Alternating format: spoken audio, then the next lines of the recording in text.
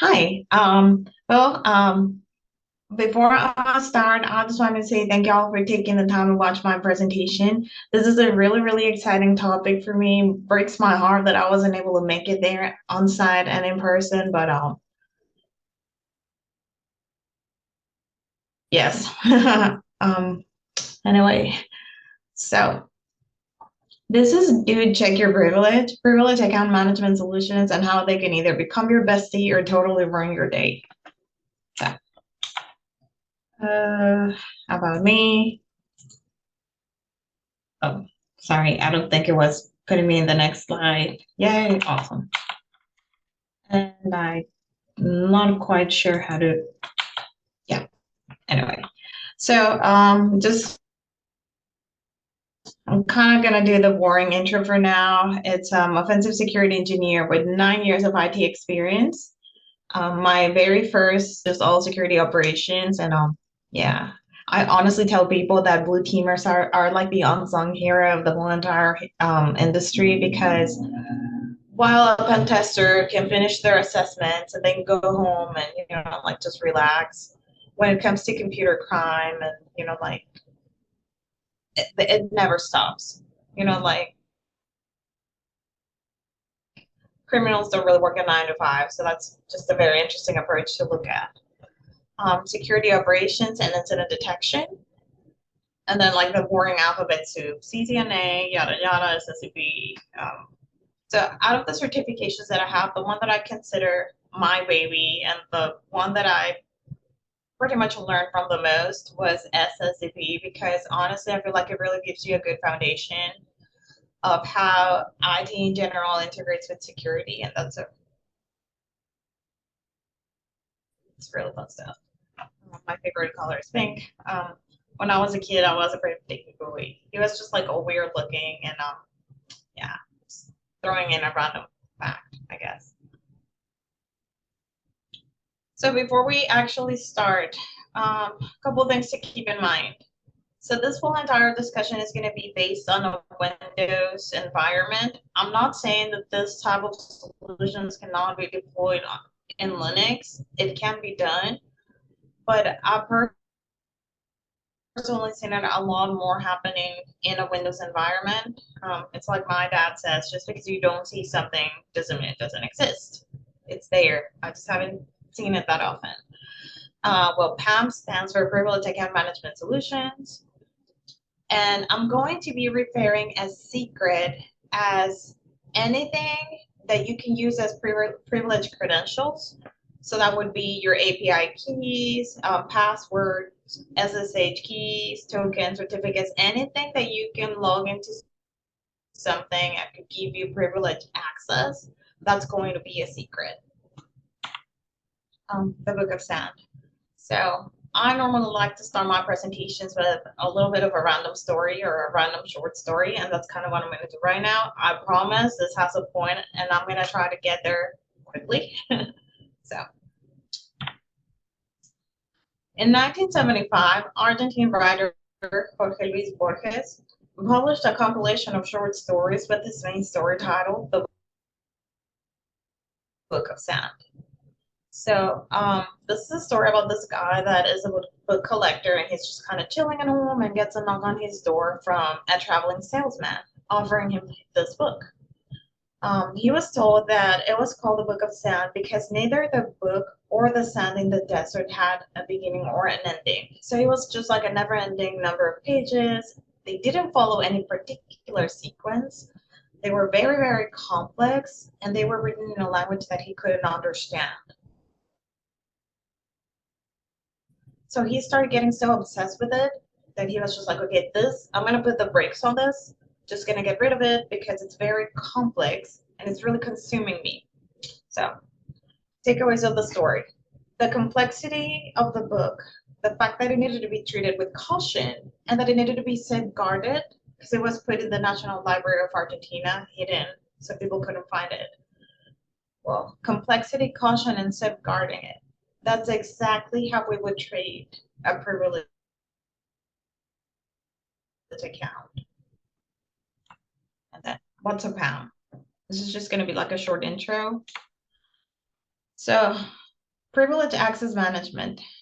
Privilege access management is a security mechanism that enables organizations to manage and keep an eye on behavior of privileged users, including their access to crucial business systems and what they can do while they're logged in.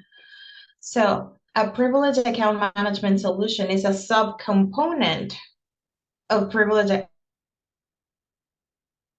access management. So this brings me to a next point. What is a privilege account management solution?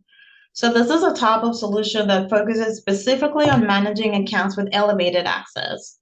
This application administrates and audits accounts and data accessed by privileged users.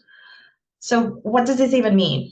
All right, these are the type of accounts that require a little bit of special permissions or special rights for us to perform a task. What kind of tasks? Well, for example, application deployment, database management, patching, network configuration, system administration, cloud infrastructure setting up. So anything that could potentially get us to either break something or compromise sensitive information, those are the type of accounts we want to be a little bit extra careful with. The road to success starts with STDs. Yay. So as everybody knows, STD stands for skill sets, tools, and data. So what kind of skill sets would we need? So my old boss used to say that one sysadmin is worth 100 IT security professionals, and there might be some truth to the whole thing, but what I'm trying to say is we really want somebody who has a good understanding of IT security and how this type of applications could potentially be weaponized or misused. And then what kind of tools would we need? Well, we would need backups, databases, right? We would also need, like web servers. As for data, what kind of data would we need in this case? Well, it's a very common occurrence and it's extremely recommended to integrate this type of applications with your SIM, right? We also need a workflow approval. And the reason why we need that is just because somebody turns in a request to access a PAM or to access certain secrets doesn't necessarily mean that they're going to get it, right? So we want to be able to track that request and send it to the, like pertaining or the correct stakeholders. And then another piece of additional data that we also need, and it's extremely important and it often gets ignored, is we need a list of all our critical applications and the sensitive accounts or the critical accounts that are involved with them. And I actually have a story to share pertaining this, and so I'll do that in a little bit. Core components. Those are going to be the core components of a privileged account management solution. So web server, for example, that is the user interface and, like everything that a user can be clicking on, like their folders, their admin panel, their settings, anything that you can poke around and click on, that's going to be on your web server. Distributed engine. This is the service that does all the dirty work. And by dirty work, I mean connecting you to AD, for example, password rotation, password changes, heartbeats, account synchronization, like synchronizing Active Directory groups with your PAM, everything that actually requires some legwork, that is going to be done by your distributed engine. Database. Your database that is going to be storing secrets information. And what kind of information is it going to be storing? For example, secrets names, when was it created, the user that created it, and you might even get to see the password, but obviously you're not going to see a plain text version of it. You're gonna be able to see a hash version, so that's still pretty helpful. And Active Directory, right, for group and user synchronization. Distributed engine, another couple of core components. We have sites. Each engine is normally assigned to a single site. So what does this mean? Think of a site as a bucket of work items. For example, let's just say Victoria's Secret. Victoria's Secret is a company that has offices in New York, they have something in London, they have something in Paris, I believe. Well, each one of their locations would have a different site, right? So if something goes down, they can still rely on a couple of other sites. Site connector is going to be the service that holds the work items for determined sites. And we're going to be having one distributed engine, or at least is recommended to have one engine per site. On-prem versus cloud. And this is a type of discussion that we're going to see all the time, regardless of which type of solution. But, like in my experience, I've really had a very, very interesting experience, I guess, with on-prem solutions. I've had people, like reach out to me and ask me, what should I do? Should I go on-prem or cloud? The answer is it really depends. It really depends on your budget, depends on your organization, depends on how you think everything is going to grow, depends on, like who's going to be deploying the solution and maintaining it, because this is just two completely different things. So it really depends. So everything that you all see with the green check mark that says on-prem, well, in here, everything that is just there with a green check mark. It's going to be everything that a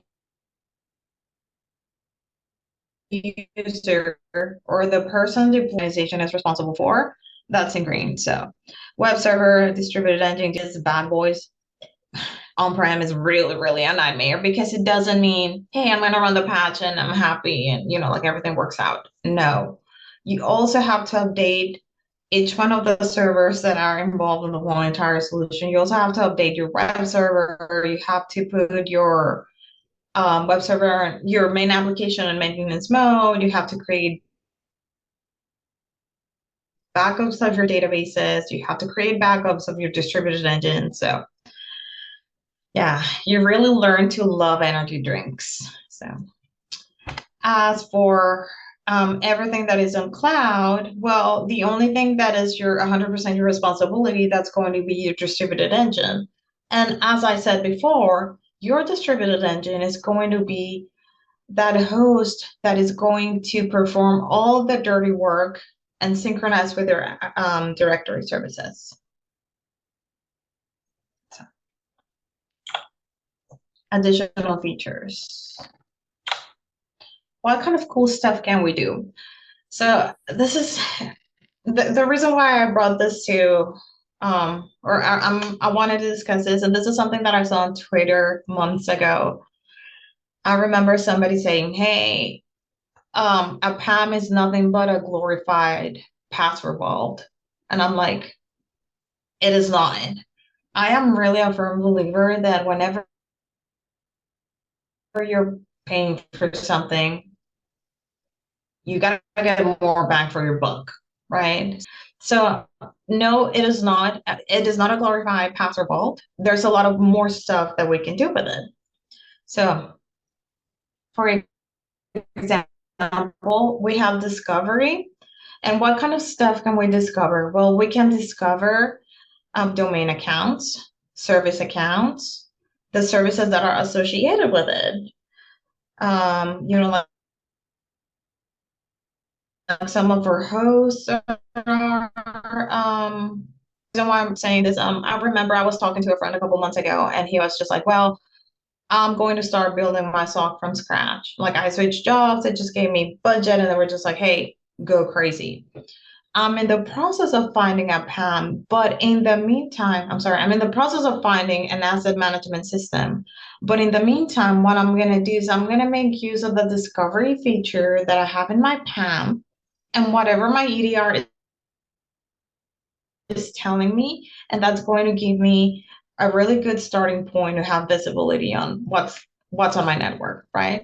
So it's not ideal. You still need, like an asset management system, but it's really, really going to give you an excellent starting point. Heartbeat. So think of a heartbeat as a mechanism to see if an account is still there and alive, right? If it's still synchronizing with your directory services. It's like saying, hey, you account, are you alive in there? Yes, I'm here. Okay, cool. Awesome. And you can still configure your account to notify you every time, like an important account loses its heartbeat. So you can have it, like either send an email, or if you have it integrated with your SIM, it's going to create an alert. So it's really good stuff. Reporting. So there's three ways that you can do this. You can either integrate your PAM with your SIM, and you can customize your own fields and create your own alerts and download your own reports. It really requires a little bit more of legwork, but in my opinion, that's the best way to do it. So you can integrate it with your SIM, but this type of applications also have predefined reports so you can download. So what kind of information, like can you see from a predefined report? You can see the number of secrets, the new users that have logged in, like secrets that were removed, secrets that don't have a heartbeat, password rotations. So just general information. And if you want to get a little bit more nerdy and, like more in depth, what you can do is you can just go directly into the database servers that are connected to the application, and you can just customize and create your own SQL query. So that's my least favorite way to do it, but it can also be done. Auditing. So this type of applications have logs of their own, right? So they tell you whenever there is a system failure, whenever a service that is involved with this application is really not synchronizing or working correctly. Um, Whenever an account has been removed, it has logs on its own, right? So we have recorded this information, and whenever we're reviewing it, then that's when we're auditing. Password generator. So another cool feature that we have in here is we can just, whenever we're adding an account, we can just click on a button and it's going to auto generate a password for us, right? We don't really get to, okay, I'm just going to do SolarWinds 123 because that's everything I've been using for all my passwords. No, and you get to decide the length of the password, the complexity, if you want to be able to exclude any characters. So that's good. Password changing. Since this type of application integrates with your directory services, you can just click on a button and it's going to automatically change the password without you having to go into Active Directory or, like any application that you change it from. Policies creation. So out of all the features in here, policies creation is my very best favorite. It's my favorite feature, but at the same time, it's the most dangerous one to repair and make a lot of people angry. So think of policies creation, think of policies in general as a set of rules that you can apply to multiple secrets in one shot, right? So the most typical type of policy creation is going to be one for password without you having to just like click on any individual account. So a story I wanted to share, and this just last year, well, a couple years ago, I used to work for a university, and I deployed one of the solutions. We were working on a project in order to rotate service accounts and store them securely, right? So using the discovery feature, I found several service accounts that were really not, like didn't really have a password rotation, or the passwords had not been changed in a while. So anyway, so I looked at all the accounts, I exported them. I had a conversation with our systems administrators and our DevOps department, and they were just like, okay, go ahead, please rotate this account. I created a policy that established rotation every Saturday at 2 a.m. Turns out that I ended up breaking a hard-coded account. I ended up breaking a library system for students to go check into a library, right? And the reason how this happened, the reason why I did it was the set of credentials was hard-coded into one of its scripts, right? So I just rotated the account, credentials were hard coded. So students were not able to check into the library for like a couple days. Whoopsie. So moral of the story, this is what I was mentioning earlier. Really, really keep a good list of all your critical accounts, right? And all your critical applications. At least it was a library system and not a payroll system, because I'm pretty sure I would have made a lot of people angry. So, templates creation. So by templates creation, I mean basically you get to decide what fields do you want on your screen whenever you're storing a secret. So like this. This is a template, for example. You see the secret name, the name pattern, description. If you want to add any additional notes like, hey, do not rotate this password, or this is just for me to see only. All history. The history feature is going to let you see prior passwords. Secret name history, validate password requirements on creation. So it doesn't really let you save the secret unless it meets the password requirements or password complexity requirements. So pretty cool stuff. This is what a folder structure would look like. Yeah, these are pretty generic accounts, but this is pretty much what a like a web structure panel would look like. Roles and permissions. So whenever we're granting access to somebody to a PAM, so they're able to look at certain secrets, obviously we want to keep for them to perform what they need to do, no more and no less. So for example, these are the most generic type of permissions that you're going to see: appending data, change permissions, create directories, create files, delete secrets. Some people are only able to, for example, just look at secrets. Look at them. They're not able to copy any passwords. They're not able to change them. They're just able to see the list of accounts and that's it. And, like, again, this is really going to vary and this is really going to depend based on the person's role. Well, in an ideal world, you want to give people the very least amount of permission. So you can customize it and get creative with it. Best practices. These are general best practices for your PAM. Restrict personal privilege accounts to one per user. There really should be no reason whatsoever why two admins are sharing a domain account, right? We want to be able to track all activity to the original person who was performing it, right? So this is really going to defeat the point of non-repudiation. I'm thinking unless this is a third-party application that has nothing to do with your directory services and, like you're kind of struggling for licensing, then I guess that could be understandable, but you want to keep one domain account per admin. Do not allow admins to share account. This goes back to what I was mentioning. It should be really one per user. Keep an up-to-date list of all your privileged accounts. So you have to have a good idea of what's on your network, right? You could potentially break something, or just think of this type of solutions, or think of your assets, like as bigger amount of assets, bigger target, bigger chances of you getting compromised. So limit the scope of privilege accounts. So it's pretty much what I was mentioning before. You want to give people the very least amount of access just for them to do what they need to do.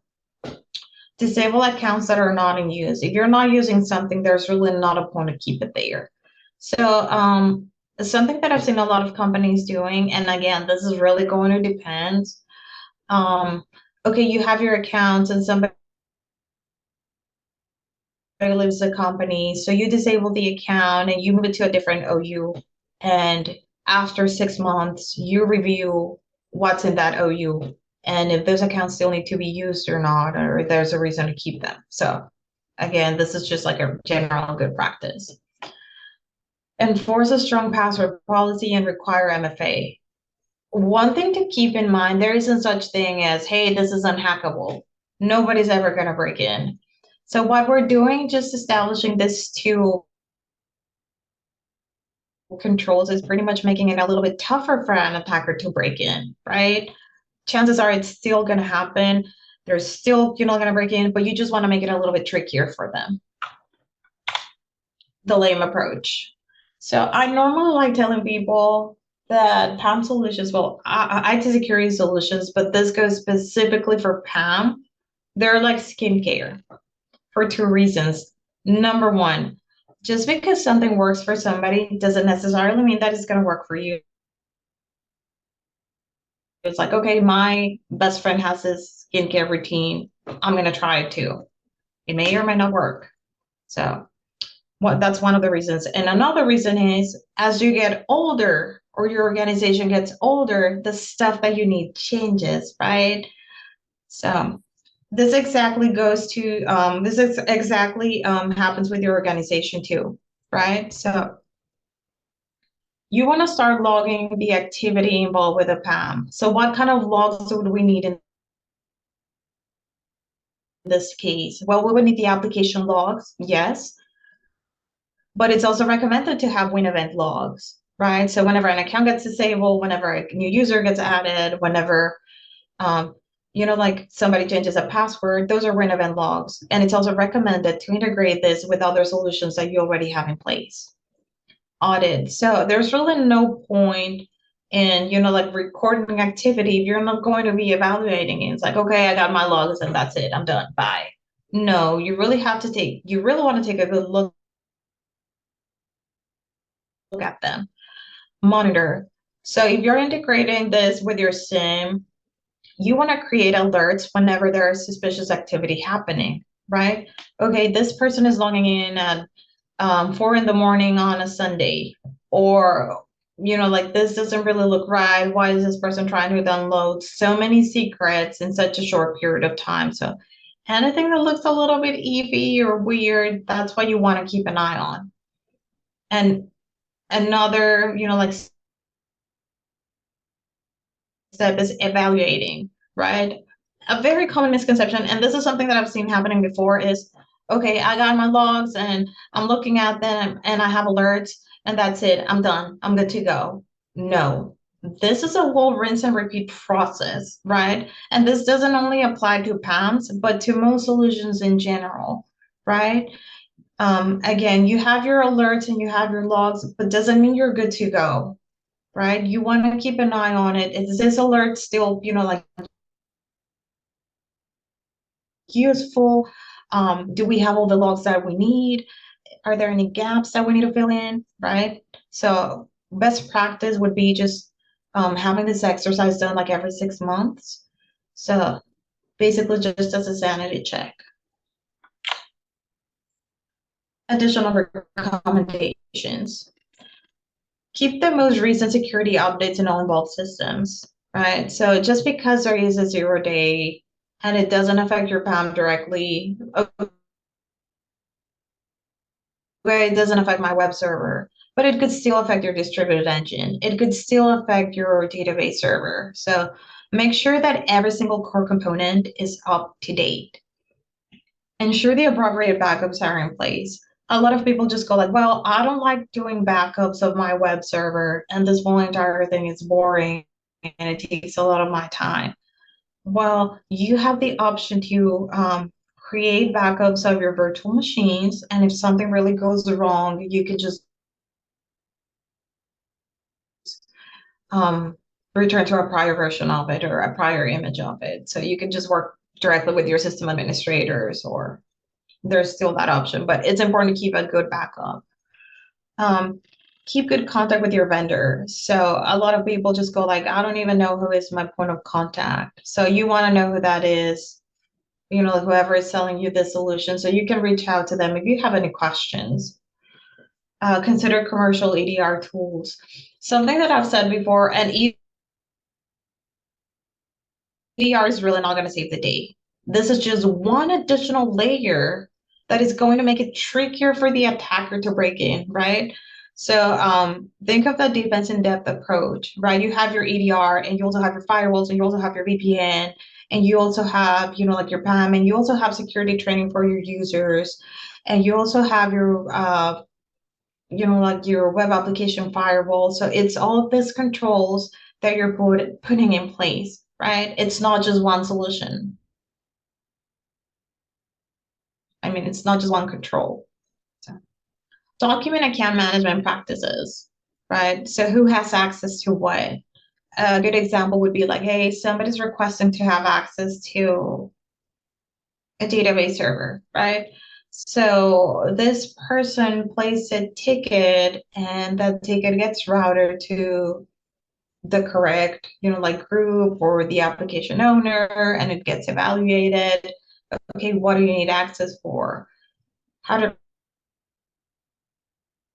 how long do you need this access for, right? So you're just, like documenting anything that involves granting access. So you can go back to that request. Enabled event notifications. So again, this type of applications have the ability to notify you whenever something is suspicious. And if you integrate it with your SIM, you can customize alerts on your own. Understand service level agreements. So basically this is where do we draw the line when it comes to responsibility? What are you responsible for versus what is your vendor responsible for?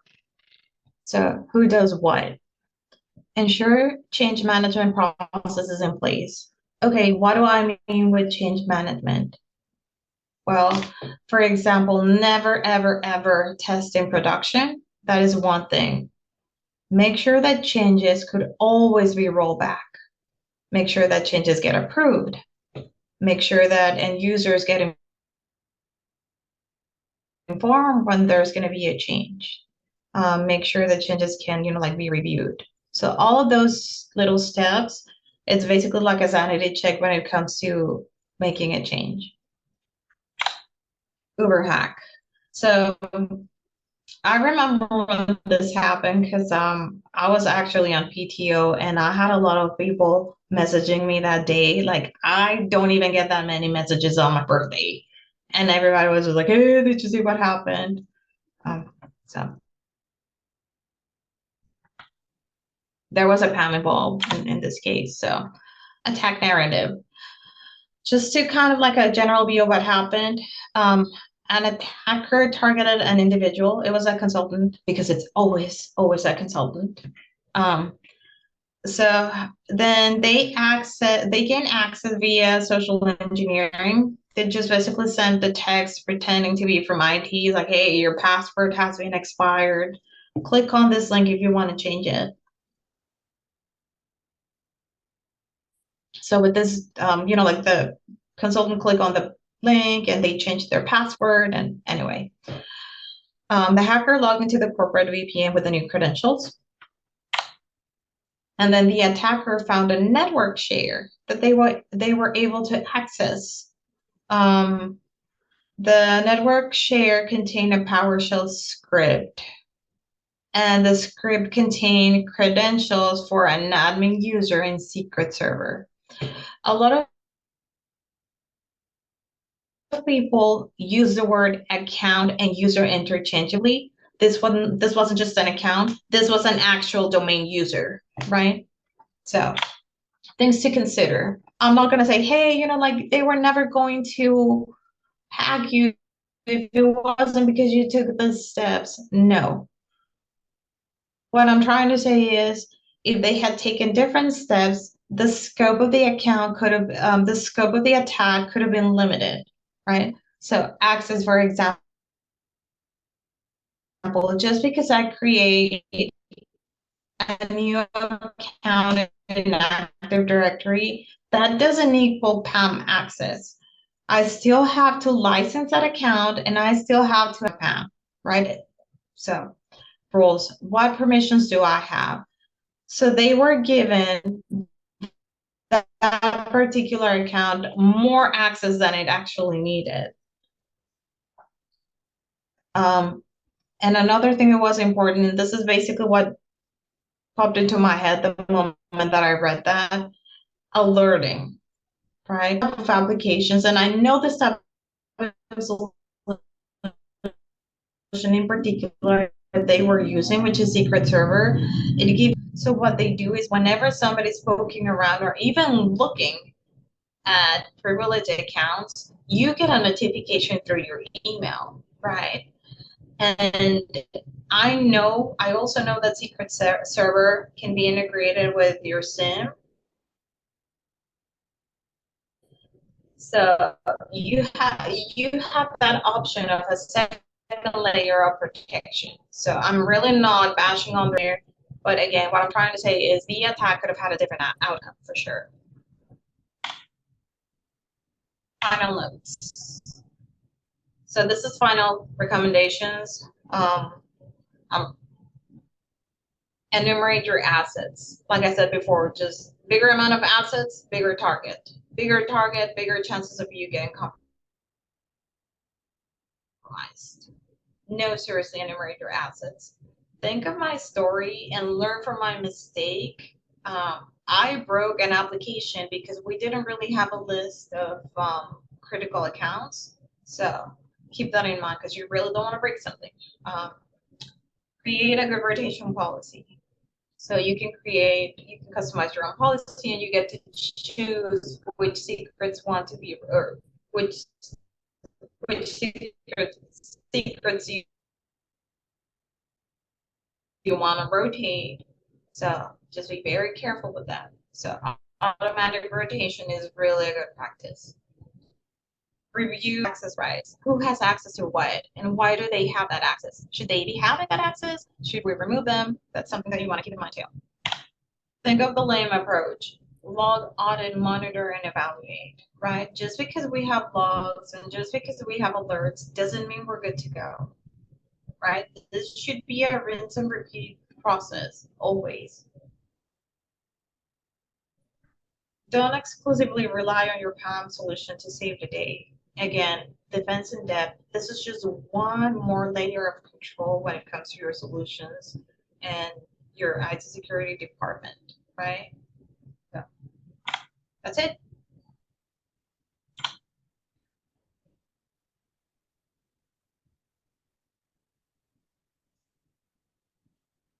Thank you so much, Melina.